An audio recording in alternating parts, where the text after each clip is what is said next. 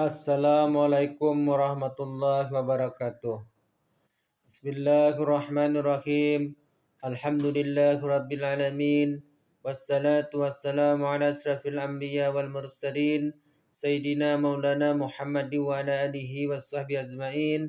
Allahumma salli ala Sayyidina Muhammadin al-Fatih lima ughliqa wal khatimi lima sabaqa nasiril haqqi bil haqqi wal hadi ila siratikal mustaqim wa ala alihi haqqa qadrihi wa miqdarihil azim.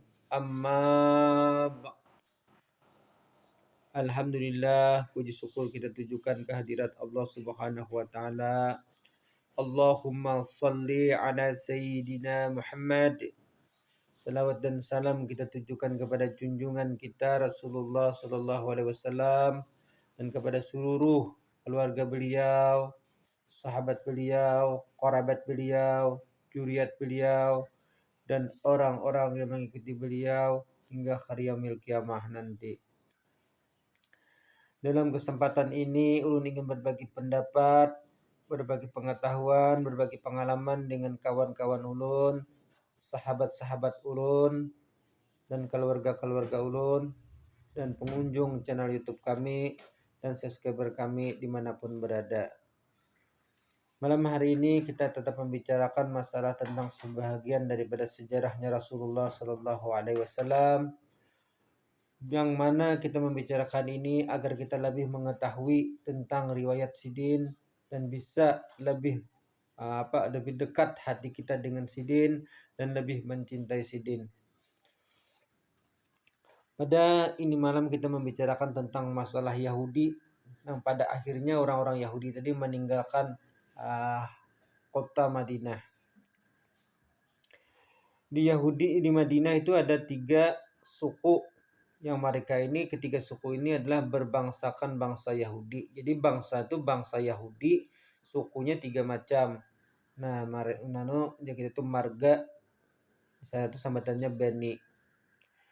Yang pertama, suku yang pertama atau Bani yang pertama ini pada bulan Syawal tahun ke-8 Hijrah, tempat kediaman mereka itu dikepung oleh tentara kaum muslimin karena mereka melanggar perjanjian. Nah, jadi bubuhan ini kan ketiga suku ini sudah berjanji lawan Nabi Muhammad dan kaum muslimin di Madinah itu bahwasanya mereka kada saling ganggu-mengganggu,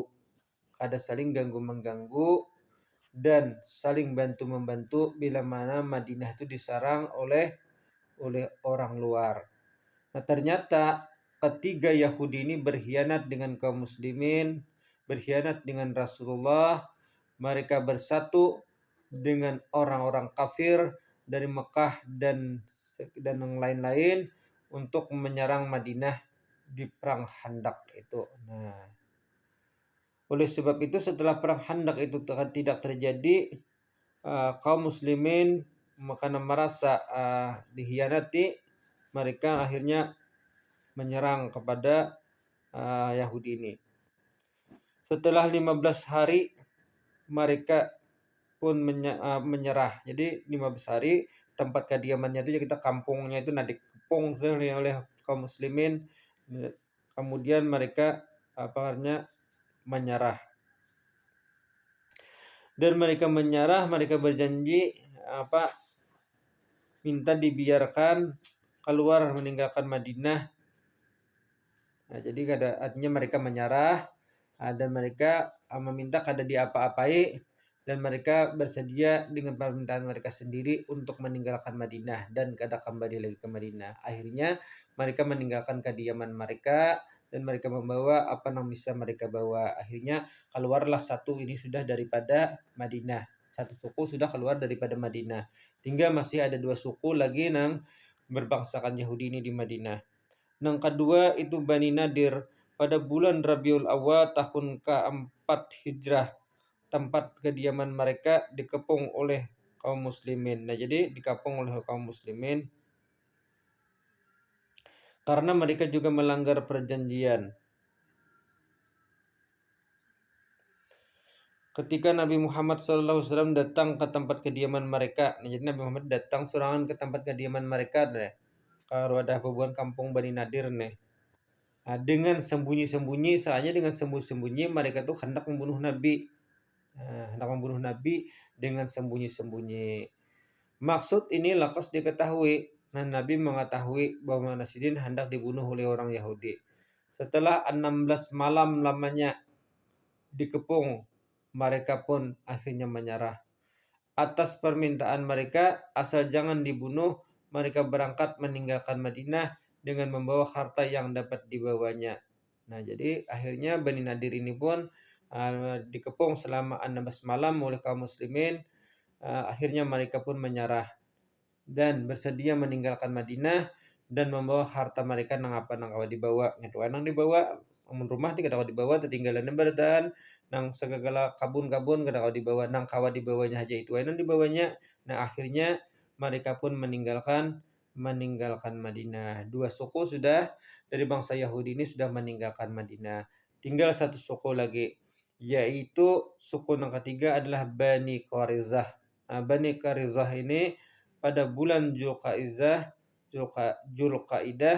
tahun kelima Hijrah mereka pun diperangi. Nah, mereka diperangi, diserang karena mereka berkhianat, melanggar perjanjian sebagaimana yang telah diterangkan tersebut.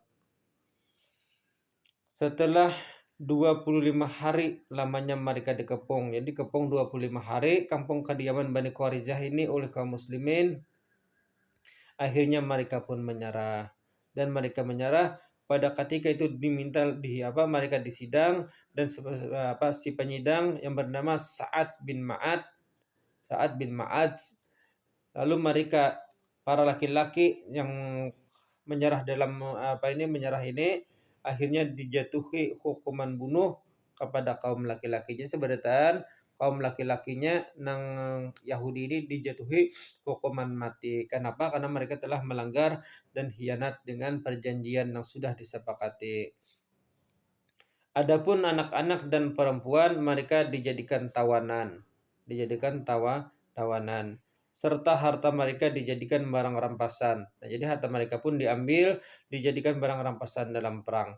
Hukum ini sesuai dengan hukum yang tersebut di dalam Al-Quran. Nah, jadi Sa'ad bin Ma'ad ini memutuskan itu sesuai dengan keterangan wahyu-wahyu yang ada di dalam Al-Quran.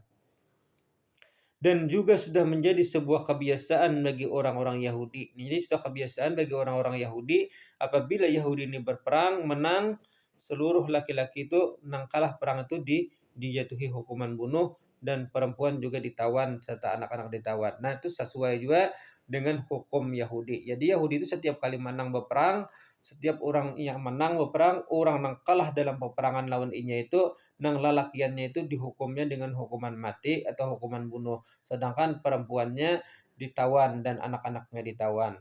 Dan hukum ini pun dijalankan juga kepada Yahudi. Nah, jadi pertama kita Sa'ad bin Ma'ad mengambil hukum sesuai dengan hukum Yahudi, seperti itu Yahudi bila mereka menang perang, dan juga sesuai dengan Al-Quran.